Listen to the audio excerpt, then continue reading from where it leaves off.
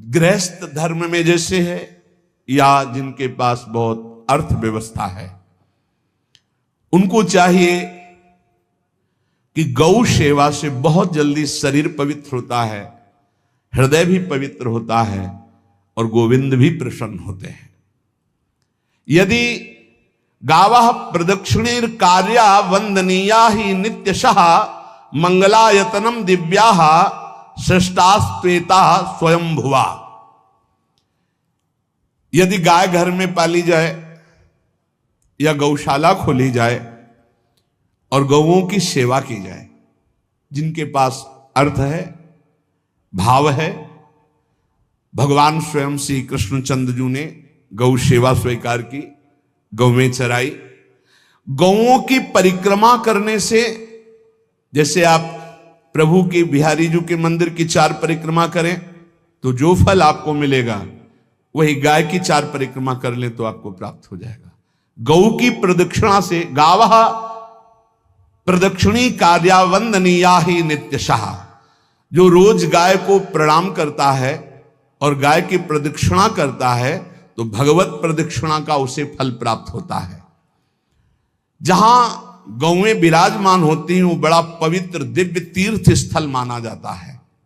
गौएं जहां विराजमान रहती, गौशाला में भजन करे तो कई गुना बढ़कर के प्राप्त होता है। स्वयं ब्रह्मा जी ने गौओं को दिव्य गुणों से विभूषित बनाया है। अप्यागाराणि विप्राणाम देवतायतनानि च यद गोमयेन शुद्ध्यंतिम किम ब्रूमो हृदिकम ततः। गाय के गोबर से जहां लेपा जाता है वहां जिस देवता का आवाहन करोगे वही देवता आकर विराजमान हो जाएगा। अपवित्र भूमि में भी यदि गाय के गोबर का लेप कर दिया जाए तो परम पवित्र मानी जाती है। गाय बहुत पवित्र, जहां वो बैठती है, जहां वो मूत्र त्याग करती, गोबर त्याग करती, वो स्थान तीर्थ तुल्य पवित्र माना जाता है। भगवान जब गाय के पीछे पीछे चलते तो गोरा जोड़कर उनके मस्तक पर विराजमान होती, उनके मुखार बिंद पर विराजमान होती।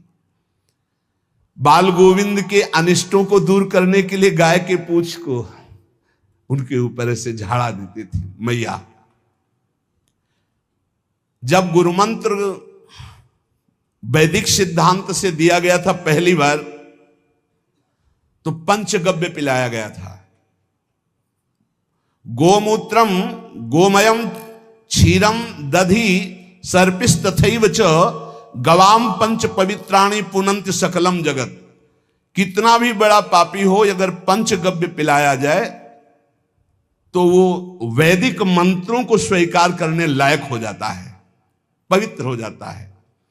पंचगव्य में 5 चीजें गाय की होती है। गाय का मूत्र, गाय का गोबर, गाय का दूध, गाय का दही और गाय का घी, ये 5 मिलाकर पंचगव्य पिलाया गया था। पहली बार जब वैदिक मंत्र दिया गया था तो पंचगव्य बनवाया था गुरुदेव भगवान ने संन्यास, और वो पिलाया था। ये पंचगव्य पिलाने से अपवित्रता का नाश होकर पवित्रता का संचार होता है।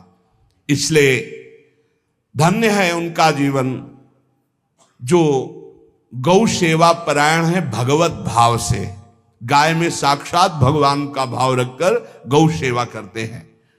त्रिषिता गौर गृहे बद्धा गेहे कन्या रजस्वला देवशास्त्र सन्निर्माल्य हंति पुण्यम पुराकृतम। यदि घर में गाय बंधी है और भूखी है और प्यासी है तो तुम्हारे सारे पुण्य नष्ट हो जाएंगे।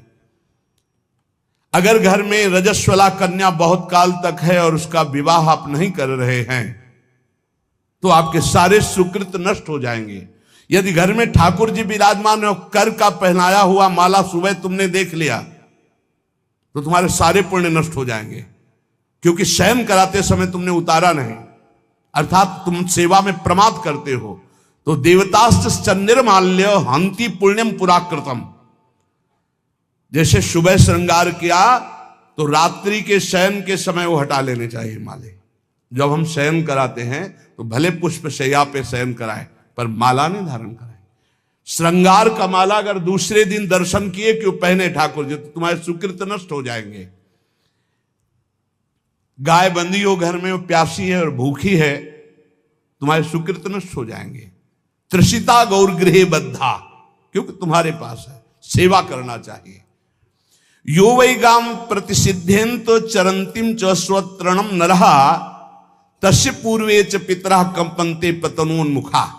यदि गाय हरी हरी घास चर रही कहीं और तुमने डंडा ऊपर प्रहार किया, लाठी मारी, तो तुम्हारे पितर खोपड़ी के बल नरक जाने के लिए तैयार हो गए। ये लिखा है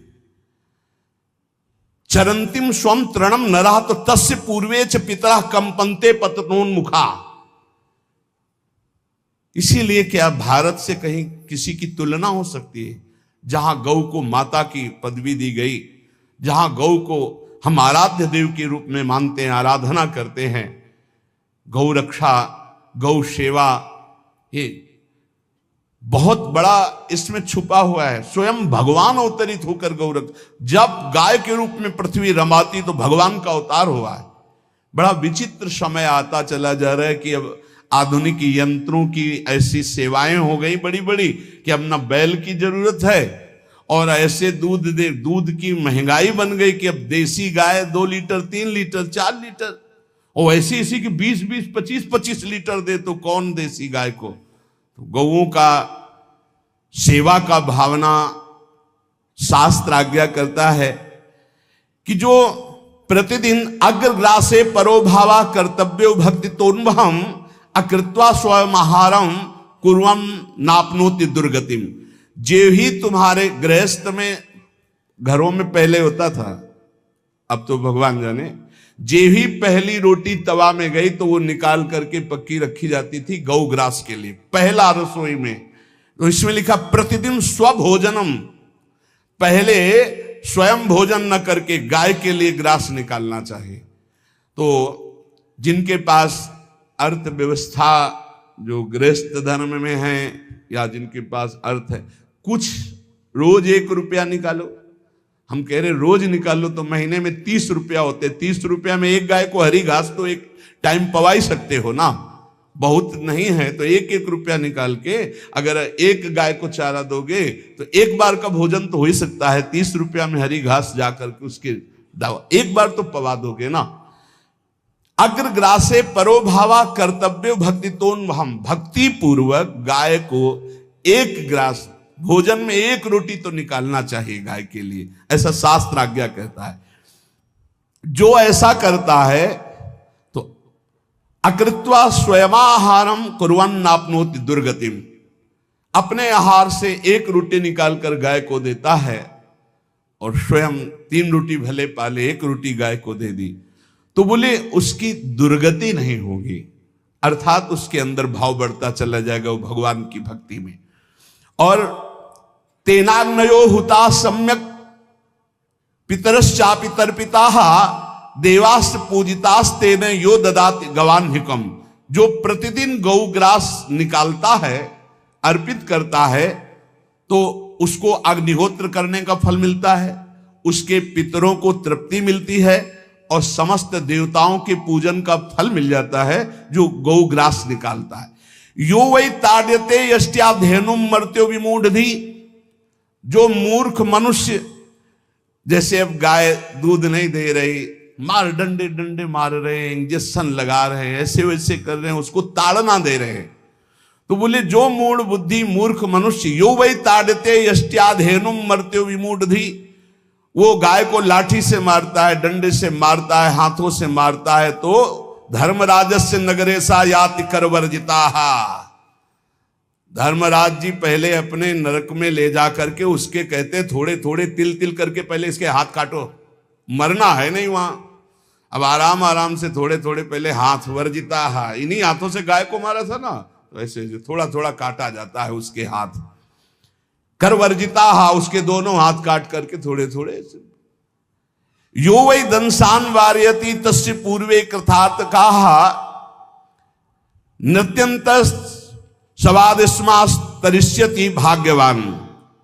जो गौ के शरीर को स्नान कराता है, गौ के शरीर को कीट आदि से मच्छर आदि से रक्षा करता है और खूब अच्छा अच्छा पदार्थ गौ को, केवल दूध के लोभ से नहीं, ये हम गौ सेवा की बात कर रहे हैं, ये कि नहीं वहां 10 लीटर दूध देती तो हाथ फेरो, जब दूध नहीं देती है तो चारा भी ठीक से नहीं दे रहे, और उसके ये स्वार्थी हो। गौ सेवा का बात नहीं, वो दूध का लोभी केवल व्यापार की बात करता है। गौ सेवा का तात्पर्य है गौ सेवा केवल, खूब बछड़े को पिला दिया प्रसाद रूप से, जो दूध मिला उसका अपने सेवन की, वो बात तो अलग है।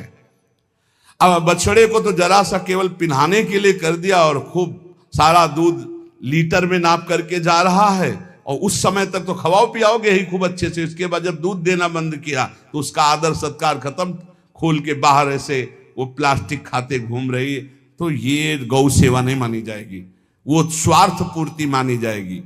जो सदैव गौ सेवा करता है, उसके डांस मच्छर हटाता है, स्नान कराता है, पीठ में हाथ फेरता है, उसके पूर्वज जो पितर होते हैं वो नाच पड़ते हैं, उनका मंगल होना शुरू हो जाता है कि हमारे वंश में गौ सेवक पैदा हुआ, बड़ा भाग्यवान है, और वो गौ के द्वारा हमें तार देगा, ऐसा भाव। गौ सेवा हमारे सनातन धर्म में बहुत बड़ा स्थान गौ सेवा का है। पर एक बात ध्यान रखें, इन सब सेवा का फल है भगवान के चिंतन में निरंतर वृत्ति डूब जाए।